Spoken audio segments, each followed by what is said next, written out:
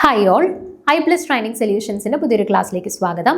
നമ്മൾ set chemistry 2026 ജനുവരിയിൽ നടന്നിട്ടുള്ള എക്സാമിൻ്റെ ക്വസ്റ്റ്യൻസ് ആയിരുന്നു ഡിസ്കസ് ചെയ്തുകൊണ്ടിരുന്നത്. അപ്പോൾ അതിൻ്റെ കണ്ടിന്യൂഷൻ ആണ് കേട്ടോ. നമ്മൾ എത്രാമത്തെ ചോദ്യം 62ാമത്തെ ചോദ്യമായിരുന്നു ഡിസ്കസ് ചെയ്തുകൊണ്ടിരുന്നത്. അതിൻ്റെ കുറച്ച് കാര്യങ്ങൾ ഞാൻ പറഞ്ഞിട്ടുണ്ടായിരുന്നു. സ്റ്റേറ്റ്മെൻറ്റ് ശരിയായിട്ടുള്ളത് കണ്ടുപിടിക്കാനായിരുന്നു. അപ്പോൾ ഒന്നാമത്തെ സ്റ്റേറ്റ്മെൻറ്റ് നമ്മൾ ചെക്ക് ചെയ്തു. IF7 എന്ന് പറയുന്ന മോളിക്യൂള് പ്ലനാർ ആണോ എന്നാണ് ചെക്ക് ചെയ്യേണ്ടത്. അതിൻ്റെ VSEP നമ്പർ കണ്ടുപിടിച്ചു. അതിനുശേഷം അവരുടെ ഹൈബ്രിഡൈസേഷൻ കണ്ടുപിടിച്ചു. then അവരുടെ ജോമെട്രി കണ്ടുപിടിച്ചപ്പോൾ നമുക്ക് കിട്ടി ട്രൈഗണൽ ബൈപിരമിഡൽ ആണെന്ന് അല്ലേ. അപ്പോൾ അതിൽ നിന്ന് മനസ്സിലായവർ പ്ലനാർ അല്ല. അപ്പോൾ ആ സ്റ്റേറ്റ്മെൻറ്റ് ശരിയാണോ? അല്ല, ഒന്നാമത്തെ സ്റ്റേറ്റ്മെൻറ്റ് തെറ്റാണ്. ഇനി അടുത്ത നോക്കാം. ClF3 is a T-shaped due to 2 lone pairs എന്നാണ് അടുത്ത സ്റ്റേറ്റ്മെൻറ്റ് പറഞ്ഞിട്ടുള്ളത്. നമുക്ക് നോക്കാം. ClF3 T ഷേപ്പ് ആണെന്നാണ് പറഞ്ഞിട്ടുള്ളത്. ചെക്ക് ചെയ്ത് നോക്കാം. ഓക്കെ, ആദ്യം എന്ത് ചെയ്യണം? VSEP നമ്പർ കണ്ടുപിടിക്കണം. എന്ത് ചെയ്യണം? Number of valence electrons in the central atom plus number of monovalent species plus or minus charge by 2 ആണ് ഇക്വേഷൻ. വാലൻസ് ഇലക്ട്രോൺസ് എത്രയാണ്? ക്ലോറിൻ അല്ലേ. അപ്പം ക്ലോറിൻ്റെ വാലൻസിൽ 7 ഇലക്ട്രോൺസ്. എത്ര മോണോവാലന്റ് സ്പീഷീസ് ഉണ്ട് അവരെ സറൗണ്ട് ചെയ്തിട്ട്? 3 ഫ്ലൂറിനുണ്ട്. ചാർജ് വല്ലതും ഉണ്ടോ? ഇല്ല. Divided by 2. അപ്പോൾ 10/2 വിച്ച് ഈസ് ഈക്വൽ ടു 5 എന്ന് കിട്ടി. അപ്പോൾ VSEP നമ്പർ കറസ്പോണ്ടിങ് ആയിട്ടുള്ള VSEP നമ്പർ നമുക്ക് എന്ത് കിട്ടി? VSEP നമ്പർ എന്ന് പറയുന്നത് 5 എന്ന് കിട്ടി അല്ലേ. അപ്പോൾ VSEP നമ്പർ 5 കിട്ടിക്കഴിഞ്ഞാൽ നമുക്കറിയാമല്ലോ, 2 കിട്ടിയാൽ ഹൈബ്രിഡൈസേഷൻ SP, 3 കിട്ടിക്കഴിഞ്ഞാൽ SP2, 4 കിട്ടിക്കഴിഞ്ഞാൽ SP3, 5 കിട്ടിക്കഴിഞ്ഞാൽ SP3D, 6 കിട്ടിക്കഴിഞ്ഞാൽ SP3D2 ആണ് ഹൈബ്രിഡൈസേഷൻ. ഓക്കെ, 5 കിട്ടി. സോ ഹൈബ്രിഡൈസേഷൻ എന്താണെന്ന് മനസ്സിലായി. SP3D ഹൈബ്രിഡൈസേഷൻ ആണെന്ന് മനസ്സിലായി. ഇനി നമുക്കിവിടെ എത്ര ബോണ്ട് പെയേഴ്സും എത്ര ലോൺ പെയേഴ്സും ഉണ്ടെന്ന് നോക്കാം. ബോണ്ട് പെയേഴ്സിന് എന്ത് ചെയ്താൽ മതി? സെൻട്രൽ ആറ്റത്തിനെ സറൗണ്ട് ചെയ്ത് എത്ര പേരുണ്ടെന്ന് നോക്കുക. അതാണ് ബോണ്ട് പെയേഴ്സ്. ക്ലോറിനെ സറൗണ്ട് ചെയ്ത് എത്ര പേരുണ്ട്? 3 ഫ്ലൂറിനുണ്ട്. So bond pairs 3. ലോൺ പെയേഴ്സിനെ കണ്ടുപിടിക്കുക എന്ത് ചെയ്താൽ മതി? VSEP നമ്പറിൽ നിന്നും ബോണ്ട് പെയേഴ്സിനെ കുറച്ചാൽ മതി. VSEP നമ്പർ എത്ര കിട്ടി? 5. അതിൽ നിന്ന് ബോണ്ട് പെയേഴ്സ് 3 കുറച്ചേ എത്ര കിട്ടി? Lone pairs 2. അപ്പോൾ ആക്ച്വലി SP3D ഹൈബ്രിഡൈസേഷൻ ആണെന്നുണ്ടെങ്കിൽ നമുക്ക് ജോമെട്രി വരേണ്ടത് എന്താ? ട്രൈഗണൽ ബൈപിരമിഡൽ ജോമെട്രി ആണ് അല്ലേ. അതായത് സെൻട്രലിൽ ക്ലോറിൻ വന്നിട്ട് ആണ്ടേ ഇതേപോലെ ട്രൈഗണൽ ബൈപിരമിഡൽ ജോമെട്രി ആയിരുന്നു വരേണ്ടത്. പക്ഷേ ഇവിടെ നിങ്ങൾ നോക്കിക്കേ, എത്ര ബോണ്ട് പെയേഴ്സേ ഉള്ളൂ? 3 ബോണ്ട് പെയേഴ്സേ ഉള്ളൂ. അപ്പം 3 പൊസിഷൻസിലായിട്ട് 3 ഫ്ലൂറിൻസ് വരും. ബാക്കി 2 പൊസിഷനിൽ ആരാണ്? ലോൺ പെയേഴ്സ് ആണ്. അപ്പോൾ ഇവിടെയും ലോൺ പെയർ വരും, ഇവിടെയും ലോൺ പെയർ വരും അല്ലേ. ഇപ്പോൾ ഒരു സ്പീഷീസിൽ ലോൺ പെയേഴ്സ് വരുവാണെന്നുണ്ടെങ്കിൽ അവരുടെ ഷേപ്പ് പ്രഡിക്റ്റ് ചെയ്യുന്നതിന് വേണ്ടിയിട്ട് നമ്മൾ ആ ലോൺ പെയേഴ്സിനെ കളഞ്ഞിട്ടുള്ള ബാക്കി ഭാഗം മാത്രമേ കൺസിഡർ ചെയ്യുള്ളൂ. അപ്പം ഞാൻ ഇനി ഒന്ന് എടുത്ത് വരയ്ക്കട്ടെ. എങ്ങനെ വരും? ഇങ്ങനെ വരും. ആ ലോൺ പെയേഴ്സ് കളഞ്ഞിട്ട് ബാക്കിയുള്ള ഭാഗത്തിനെ ഞാൻ തിരിച്ചു വരച്ചു എന്നേ ഉള്ളൂ. ഇങ്ങനെ വരും. അത് ഏത് ഷേപ്പാണ്? T ഷേപ്പാണ്. അപ്പോൾ നോക്കിക്കേ, അതല്ലായിരുന്നു സ്റ്റേറ്റ്മെന്റിൽ കൊടുത്തിരുന്ന കാര്യം. ഒന്ന് ചെക്ക് ചെയ്ത് നോക്കിക്കേ. ClF3 T ഷേപ്പാണ് ആണ് ഡ്യൂ ടു 2 ലോൺ പെയേഴ്സ് ആണ്. 2 ലോൺ പെയേഴ്സ് അവിടെ ഉണ്ടെന്ന് നമുക്ക് കിട്ടി. അപ്പോൾ രണ്ടാമത്തെ സ്റ്റേറ്റ്മെന്റ് ശരിയായിട്ടുള്ള സ്റ്റേറ്റ്മെന്റ് ആണ്. ഓക്കെ, ഇനി മൂന്നാമത്തെയും നാലാമത്തെയും ചെയ്ത് നോക്കണമെന്നില്ല. ICl3യുടെ കേസ് നോക്കിക്കേ. ICl3യുടെ കേസിൽ ട്രൈഗണൽ പ്ലനാർ ആണോ ജോമെട്രി എന്ന് നോക്കാം.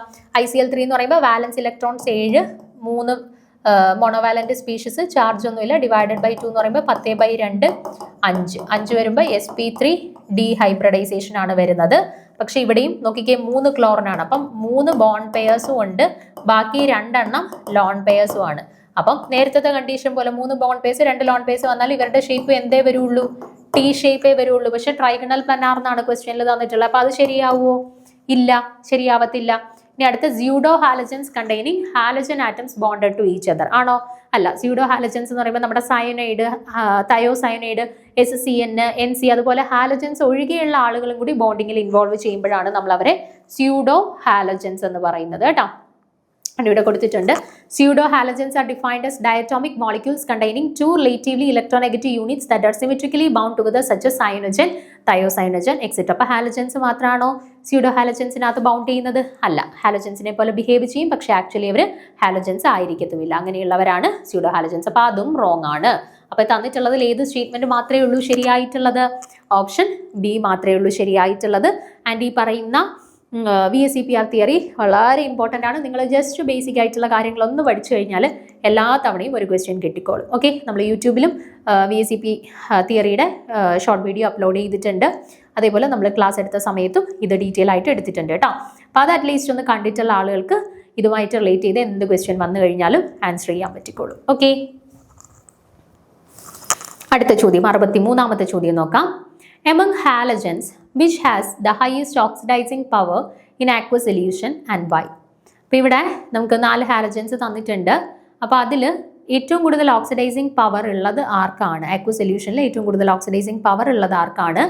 അതിൻ്റെ കാരണം ഇതിൽ മനസ്സിലാക്കാനാണ് ചോദ്യം. അപ്പോൾ ഓപ്ഷൻസ് നോക്കുക. F2 due to maximum bond energy, F2 due to highest hydration energy of F-, then Cl2 due to moderate bond energy, Br2 due to low electronegativity. അപ്പോൾ ഇതിൽ ആർക്കാണ് എന്ത് കാരണം കൊണ്ടാണ് ഏറ്റവും കൂടുതൽ ഓക്സിഡൈസിങ് പവർ ഉള്ളത് എന്നാണ് ചോദ്യം. നോക്കുക.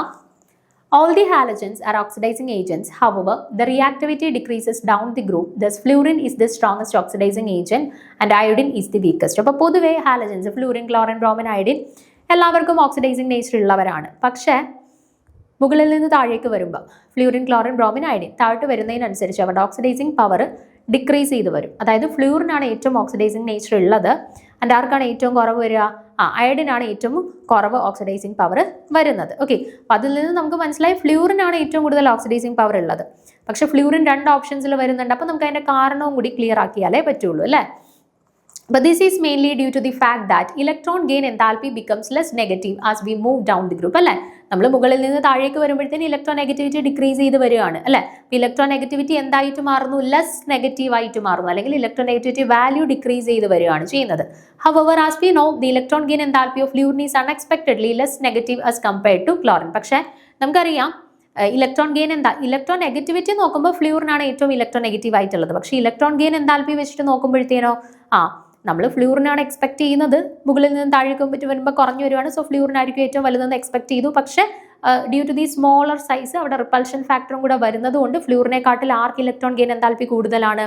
ക്ലോറിൻ. അതൊരു എക്സെപ്ഷണൽ കേസ് ആണ് അല്ലേ. നിങ്ങൾക്ക് ഓൾറെഡി അറിയാമായിരിക്കും ഇലക്ട്രോൺ ഗെയിൻ എന്താൽപ്പി ഏറ്റവും കൂടുതൽ എക്സ്പീരിയൻസ് ചെയ്യുന്നത് ഫ്ലൂറിനല്ല, ക്ലോറിനാണ് actually. Okay, so despite this fact that fluorine is the strongest oxidizing agent than chlorine, as the evident from the fact that fluorine can oxidize other halide ions even in the solid state, and it is due to the following 2 factors. Enthalpy of dissociation of FF bond is less than Cl-Cl bond, and enthalpy of hydration is of F- is more than Cl- ion. അപ്പം പ്രധാനമായിട്ടും നമ്മൾ usually വിചാരിക്കും ഫ്ലൂറിനാണ് ക്ലോറിനെക്കാട്ടിൽ electron gain എന്താൽപ്പി കുറവ്. അപ്പം അങ്ങനെ വരുമ്പോഴത്തേന് oxidising power ചിലപ്പോൾ ക്ലോറിന് കൂടിയാലോ എന്ന് നമ്മൾ വിചാരിക്കും. പക്ഷേ അങ്ങനെയല്ല, ഫ്ലൂറിന് തന്നെയാണ് ഓക്സിഡൈസിങ് പവർ ഏറ്റവും കൂടുതലായിട്ടുള്ളത്. അത് ഏറ്റവും കൂടുതൽ ഓക്സിഡൈസിങ് പവർ ഫ്ലൂറിന് കൊടുക്കുന്നത് പ്രധാനമായിട്ടും 2 ഫാക്ടേഴ്സ് ആണ്. അത് ഏതൊക്കെ ഫാക്ടേഴ്സ് ആണ്? ഒന്ന്, enthalpy of dissociation of FF bond is less than Cl-Cl bond. Okay, FF ബോണ്ടിന്റെ ഡിസോസിയേഷൻ എൻതാൽപ്പി എന്ന് പറയുന്നത് Cl-Cl ബോണ്ടിന്റെ ഡിസോസിയേഷൻ എൻതാൽപ്പിനെക്കാട്ടിലും കുറവാണ്. ആൻഡ് രണ്ടാമത്തത് enthalpy of hydration of F- ion is more than Cl- ions. Enthalpy of hydration of F- ion എന്ന് പറയുന്നത് Cl- അയോൺസിനെക്കാട്ടിൽ കൂടുതലാണ്. ഈ 2 ഫാക്ടേഴ്സ് കൊണ്ടിട്ടാണ് ഈ പറയുന്ന ഒരു ഡിഫറൻസ് നമുക്ക് കാണിക്കുന്നത് കേട്ടോ. Highest oxidising power in the aqueous solution. Okay. Despite the fact that fluorine is the stronger oxidizing agent than chlorine, as it is evident from the fact that fluorine can oxidize other halide ions even in the solid state. അപ്പം പക്ഷേ ഈ പറഞ്ഞ പോലെ തന്നെ ഈ ഫ്ലൂറിന് ക്ലോറിനെക്കാട്ടിലും hydration, enthalpy of F-, enthalpy of hydration is more than chlorine. Okay, Cl2 is moderate bond energy. Okay, അപ്പോൾ actually option B ആണ് കേട്ടോ അവിടെ കറക്റ്റ് ആൻസർ ആയിട്ട് വരുന്നത്. F2 ആണ് അതിൻ്റെ റീസൺ എന്ന് പറയുന്നത് due to the highest hydration energy of F- എന്നുള്ളതാണ് കേട്ടോ. അതാണ് അവിടെ റീസൺ ആയിട്ട് വരുന്നത്. Enthalpy of hydration of minus is more than Cl- ion എന്നാണ് വരുന്നത് കേട്ടോ. സോ കറക്റ്റ് ആയിട്ടുള്ളതല്ലേ ചോദിച്ചിട്ടുള്ള highest oxidising power in the aqueous solution and why എന്നാണ് ചോദിച്ചിട്ടുള്ളത്. സോ ഓപ്ഷൻ ബി ആണ് കറക്റ്റ് ആൻസർ ആയിട്ട് വരുന്നത് അവിടെ. ഓപ്ഷൻ ബി ആണ് കേട്ടോ. ഓക്കെ, അതൊന്ന് ചേഞ്ച് ചെയ്തേക്കാം. ദെൻ 64ാമത്തെ ചോദ്യം നോക്കാം. Which property increases from scandium to vanadium, sharp decrease at manganese and then decreases from iron to zinc across the first transition series. അപ്പോൾ ഇവിടെ കൊടുത്തിട്ടുള്ളത് നമ്മൾ ഫസ്റ്റ് ട്രാൻസിഷൻ സീരീസ്, അതായത് scandium, titanium, vanadium, chromium, manganese, iron, cobalt, nickel, copper, zinc, ഇത്രയും പേരെ നമ്മൾ consider ചെയ്യുന്ന സമയത്ത് അവരുടെ ഏതോ ഒരു പ്രോപ്പർട്ടി കൺസിഡർ ചെയ്തപ്പോൾ സ്കാൻഡിയം ടു വനേഡിയം അത് ഇൻക്രീസ് ചെയ്തു. അതിനുശേഷം മാംഗനീസിലേക്ക് എത്തിയപ്പോഴത്തേന് അത് ഡിക്രീസ് ചെയ്തിട്ട് ഭയങ്കരമായിട്ട് ഡിക്രീസ് ചെയ്തു. Okay, scandium to vanadium increase ചെയ്തു, മാംഗനീസിലേക്ക് ഭയങ്കരമായിട്ടുള്ള ഒരു ഡിക്രീസ് സംഭവിച്ചു. മാംഗനീസ് കഴിഞ്ഞിട്ട് വീണ്ടും അയൺ ടു സിങ്കിലേക്ക് പോയപ്പോഴത്തേന് വീണ്ടും ഒരു ഡിക്രീസിങ് ടെൻഡൻസി തന്നെയാണ് കാണിക്കുന്നത്. അപ്പോൾ ആദ്യം ഇൻക്രീസ് ചെയ്തു, പിന്നെ ഒരു നല്ല രീതിയിലുള്ളൊരു ഡിക്രീസ്, പിന്നെ നോർമലി ഡിക്രീസ് ചെയ്ത് പോകുന്നു. അപ്പോൾ അത് ഏത് പ്രോപ്പർട്ടി ആണ്? ഈ ഫസ്റ്റ് ട്രാൻസിഷൻ സീരീസിന്റെ അയണൈസേഷൻ എനർജി ആണോ, അറ്റോമിക് റേഡിയസ് ആണോ, മെൽറ്റിംഗ് പോയിന്റ് ആണോ, മെറ്റാലിക് കണ്ടക്ടിവിറ്റി ആണോ? ഇതിൽ ഏത് പ്രോപ്പർട്ടീസിലാണ് ഈ രീതിയിലുള്ള ഒരു ഡിഫറൻസ് നമുക്ക് കാണാൻ കഴിയുന്നത് എന്നാണ് ചോദ്യം. അപ്പം നോക്കുക, melting point in the transition metals is directly related to the strength of the metallic bond, which depends on the number of unpaired d orbitals available for bonding. അപ്പം യൂഷ്വലി ഇപ്പോൾ ഡി ബ്ലോക്ക് എലമെൻസിൻ്റെ കേസിൽ അവരുടെ melting point എന്ന് പറയുന്നത് എന്തിനെ depend ചെയ്തിരിക്കുകയാണ്? അവരുടെ metallic bond സ്ട്രെങ്ത്തിനെ depend ചെയ്തിരിക്കും അവരുടെ melting point. Metallic bond strength കൂടുതലാണെന്നുണ്ടെങ്കിൽ മെൽറ്റിംഗ് പോയിന്റ് കൂടുതലായിരിക്കും. ആ രീതിയിൽ മെറ്റാലിക് ബോണ്ട് സ്ട്രെങ്ത്തുമായിട്ട് ഡയറക്ട്ലി റിലേറ്റഡ് ആണ് melting point of transition metals. Okay, ഇനി ഈ മെറ്റാലിക് ബോണ്ട് സ്ട്രെങ്ത് എന്തിനെ ഡിപ്പെൻഡ് ചെയ്തിരിക്കും? Unpaired d electrons available for bonding. ബോണ്ടിങ്ങിന് വേണ്ടിയിട്ട് അവൈലബിൾ ആയിട്ടുള്ള അൺപെയർഡ് ഡി ഇലക്ട്രോൺസിന്റെ അവൈലബിലിറ്റിയെ ഡിപ്പെൻഡ് ചെയ്തിരിക്കും അവരുടെ മെറ്റാലിക് ബോണ്ട് സ്ട്രെങ്ത്. ആ മെറ്റാലിക് ബോണ്ട് സ്ട്രെങ്ത് ആണ് അവരുടെ മെൽറ്റിംഗ് പോയിന്റിനെ ഡിപ്പെൻഡ് ചെയ്യുന്നത്. ഓക്കെ, അപ്പം number of unpaired electrons usually ഇപ്പോൾ സ്കാൻഡിയത്തിൻ്റെ കേസിൽ 1 ആണ്. സ്കാൻഡിയം, ടൈറ്റാനിയം, വനേഡിയം, ക്രോമിയം അല്ലേ? അപ്പോൾ യൂഷ്വലി സ്കാൻഡിയം ടു വനേഡിയത്തിലോട്ട് പോകുമ്പോഴത്തേന് നമ്പർ ഓഫ് അൺപെയർഡ് ഇലക്ട്രോൺസ് കൂടുകയാണ്. നമ്പർ ഓഫ് അൺപെയർഡ് ഇലക്ട്രോൺസ് കൂടുമ്പോഴത്തേന് number of electrons available for bonding increase ചെയ്യും. അങ്ങനെ വരുമ്പോഴത്തേന് അവരുടെ മെറ്റാലിക് ബോണ്ട് സ്ട്രെങ്ത് കൂടും. അങ്ങനെ മെറ്റാലിക് ബോണ്ട് സ്ട്രെങ്ത് കൂടുമ്പോൾ മെൽറ്റിംഗ് പോയിന്റ് കൂടും അല്ലേ? അപ്പോൾ സ്കാൻഡിയം ടു വനേഡിയം വരെ അവരുടെ മെൽറ്റിംഗ് പോയിന്റ് ഇൻക്രീസ് ചെയ്യുന്നത് നമുക്ക് ആ രീതിയിൽ എക്സ്പ്ലെയിൻ ചെയ്യാം. പക്ഷേ manganese have a stable half-filled d orbital. Thus, the electrons are tightly held by the nucleus and are less available for delocalization, resulting in a lower melting point than its neighbors. പക്ഷേ മാംഗനീസിലേക്ക് വരുമ്പോഴത്തേന് half filled configuration ആണ്, stable configuration ആണ്.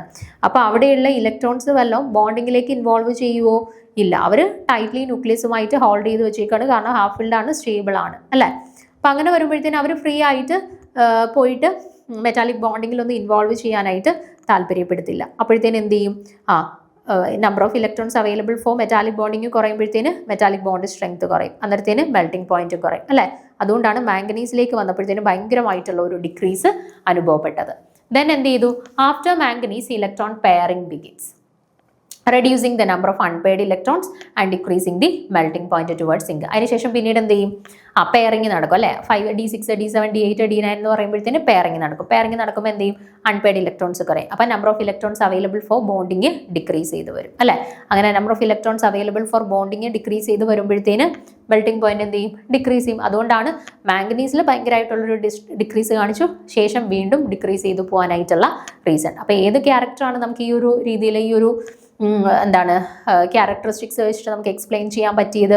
Melting point ആണ് അല്ലേ? So correct answer ആയിട്ട് വരുന്നത് option C, melting point ആണ്. Okay, then 65ാമത്തെ ചോദ്യം നോക്കാം. Which oxide is paramagnetic and coloured? ഇപ്പോൾ ഇവിടെ 4 ഓക്സൈഡുകൾ കൊടുത്തിട്ടുണ്ട്.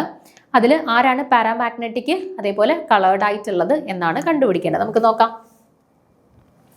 ഓരോ സ്പീഷീസിലും മെറ്റൽ ഏത് ഓക്സിഡേഷൻ സ്റ്റേറ്റിലാണ് എന്നുള്ളത് ആദ്യം നോക്കാം. ഇവിടെ ഓക്സിജൻ്റെത് -2 ആണ്. 2 ഓക്സിജൻ വന്നപ്പോൾ -4 ആണ്. അപ്പോൾ അതിനെ ബാലൻസ് ചെയ്യണമെങ്കിൽ ടൈറ്റാനിയം +4 ഓക്സിഡേഷൻ സ്റ്റേറ്റിലാണ് അല്ലേ? ഇവിടെ ഓക്സിജൻ 2 ഓക്സിജൻ ഉണ്ട്, അപ്പം -4 ആണ്. അപ്പം വനേഡിയം 4+ എന്ന് വരും. ഓക്കെ, ദെൻ സിങ്ക് ഓക്സൈഡ് വരുമ്പോഴത്തേന് ഓക്സിജൻ 2- ആണ്. അപ്പോൾ Zn എന്ത് വരും? Zn 2+ വരും. ഇവിടെയോ Cu2 ആണ്. ഓക്സിജൻ്റെത് -2 ആണ്. അപ്പോൾ CO2 എന്ത് വരണം? +2 വരണം. അങ്ങനെയാണെന്നുണ്ടെങ്കിൽ കോപ്പർ എന്ത് വരണം? +1 വരണം അല്ലേ? Cu2 ആണ് +2, Cu +1 വരണം. അപ്പോൾ എല്ലാവരുടെയും ഓക്സിഡേഷൻ സ്റ്റേറ്റ് കിട്ടി. ഇനി എന്ത് ചെയ്യണം? കോൺഫിഗറേഷൻ എഴുതി നോക്കാം. Scandium, titanium. ടൈറ്റാനിയം എന്ന് പറയുന്നത് D2 കോൺഫിഗറേഷൻ ആയിരുന്നു. പക്ഷേ അതിനകത്ത് നിന്ന് 4 ഇലക്ട്രോണും കൂടെ പോയി കഴിയുമ്പോൾ എന്താവും കോൺഫിഗറേഷൻ? D0 ആയിട്ട് മാറും അല്ലേ? D0 ആയിട്ട് മാറുമ്പോൾ അൺപെയർഡ് ഇലക്ട്രോൺസ് ഉണ്ടോ? ഇല്ല, അവർ ഡയാമാഗ്നറ്റിക് ആണ്. അൺപെയർഡ് ഇലക്ട്രോൺസ് ഇല്ല എന്നുണ്ടെങ്കിൽ അവർ കളേർഡ് ആയിരിക്കുമോ? ഇല്ല, യൂഷ്വലി കളർലെസ്സും ആയിരിക്കും. ഓക്കെ, അടുത്തത് B4+, വനേഡിയം +4. അപ്പോൾ സ്കാൻഡിയം, ടൈറ്റാനിയം, വനേഡിയം. അപ്പോൾ വനേഡിയത്തിൽ നിന്ന് D3 3d3 4s2 എന്നാണ് കോൺഫിഗറേഷൻ വരുന്നത്. 4 ഇലക്ട്രോൺസ് പോയി കഴിഞ്ഞാൽ ബാക്കി എന്താ d1 കോൺഫിഗറേഷൻ ആണ് അല്ലേ. d1 കോൺഫിഗറേഷൻ വരുമ്പോൾ ഒരു അൺപെയർഡ് ഇലക്ട്രോൺസ് ഉണ്ട്. സോ പാരാമാഗ്നറ്റിക് ആണ്. പാരാമാഗ്നറ്റിക് ആകുമ്പോൾ അവർ യൂഷ്വലി കളേർഡും ആണ്. അൺപെയർഡ് ഇലക്ട്രോൺസിന്റെ പ്രസൻസ് ഉണ്ടെന്നുണ്ടെങ്കിൽ കളേർഡ് ആയിരിക്കും യൂഷ്വലി. Zn2+ വരുമ്പോൾ സിങ്ക് എന്ന് പറയുമ്പോൾ 3d10 4s2 എന്നാണ്. 2 ഇലക്ട്രോൺ പോയി കഴിയുമ്പോൾ d10 കോൺഫിഗറേഷൻ വരും അല്ലെ. പെയർഡ് ആണ്, ഡയാമാഗ്നറ്റിക് ആണ്. ഡയാമാഗ്നറ്റിക് ആണ്, അൺപെയർഡ് ഇലക്ട്രോൺസ് ഇല്ലാത്തതുകൊണ്ട് അവർ യൂഷ്വലി കളർലെസ്സും ആയിരിക്കും. ഓക്കെ, ദെൻ Cu+ന്റെ കേസ് വരുമ്പോഴത്തേന് കോപ്പറിന്റെ കോൺഫിഗറേഷൻ 3d10 4s1 എന്നാണ്. അപ്പം Cu+ ആകുമ്പോൾ ഒരു ഇലക്ട്രോൺ പോകണം. അപ്പം എന്താ കോൺഫിഗറേഷൻ? d10, കംപ്ലീറ്റ്ലി പെയർഡ് ആണ്. അപ്പം ഇവരെന്താണ്? ഡയാമാഗ്നറ്റിക് ആണ്. ദെൻ അൺപെയർഡ് ഇലക്ട്രോൺസ് ഇല്ലാത്തതുകൊണ്ട് യൂഷ്വലി കളർലെസ് എന്നാണ് പറയുന്നത്. പക്ഷേ Cu2O എന്ന് പറഞ്ഞാൽ ആക്ച്വലി മറ്റ് ഫിനോമിനൻ ക്യാരക്ടറിസ്റ്റിക്സും കാരണം അവർ കളേർഡ് ആയിട്ട് കാണിക്കുന്നുണ്ട്. പക്ഷെ നമ്മുടെ കണ്ടീഷൻ ഇതായിരുന്നു, പാരാമാഗ്നറ്റിക്കും ആയിരിക്കണം കളേർഡും ആയിരിക്കണം. അത് ആര് മാത്രമേ ഉള്ളൂ? പാരാമാഗ്നറ്റിക്കും കളേർഡും ആയിട്ട് കിട്ടിയിട്ടുള്ളത് ഓപ്ഷൻ ബി VO2 മാത്രമേ ഉള്ളൂ. ഓക്കെ, സോ കറക്റ്റ് ആൻസർ ആയിട്ട് വരുന്നത് ഓപ്ഷൻ ബി ആണ് കേട്ടോ. അടുത്ത നോക്കാം. Identify the true statements about isopoly and heteropoly acids of molybdenum and tungsten. മോളിബ്ഡിനത്തിന്റെയും ടങ്സ്റ്റണിന്റെയും ഐസോപോളി ആൻഡ് ഹെറ്ററോപോളി ആസിഡ്സുമായിട്ട് ബന്ധപ്പെട്ട് ശരിയായിട്ടുള്ള സ്റ്റേറ്റ്മെന്റ് കണ്ടെത്താനാണ് ഈ ചോദ്യം. Both are formed only in the basic medium. Heteropoly acids require an added anion like phosphate as a nucleus. Then isopoly acids always contains oxygen bridging heteroatoms.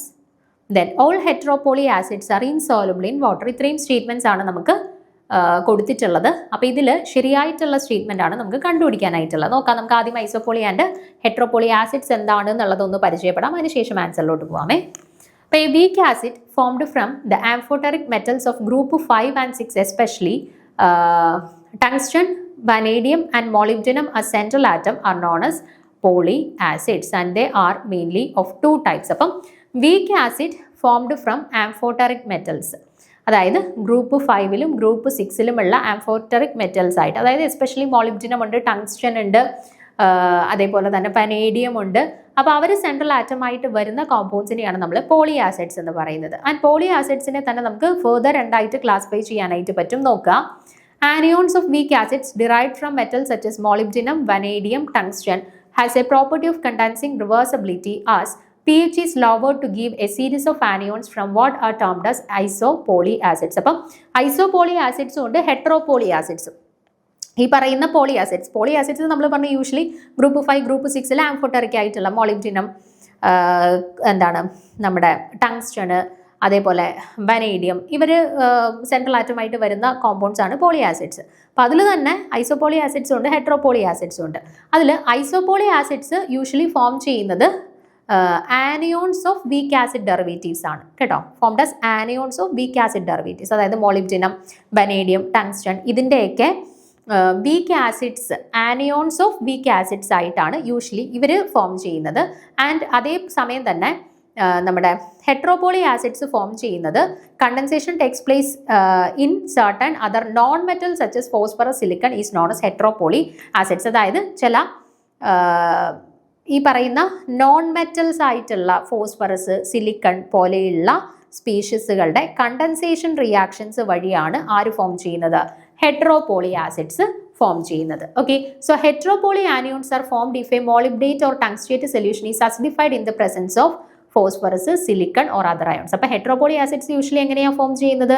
നമ്മൾ പറഞ്ഞ പോലെ ഈ മോളിബ്ഡിനം, ടങ്സ്റ്റൺ, വനേഡിയം അവരുടെയൊക്കെ acidic solutions ഏതെങ്കിലും ഫോസ്ഫേറ്റോ സിലിക്കേറ്റിന്റെ പ്രസൻസിൽ നമ്മൾ കണ്ടൻസേഷന് വിധേയമാക്കണം, അല്ലെങ്കിൽ അസിഡിഫിക്കേഷന് വിധേയമാക്കിയാൽ മാത്രമേ ആര് ഫോം ചെയ്യുള്ളൂ?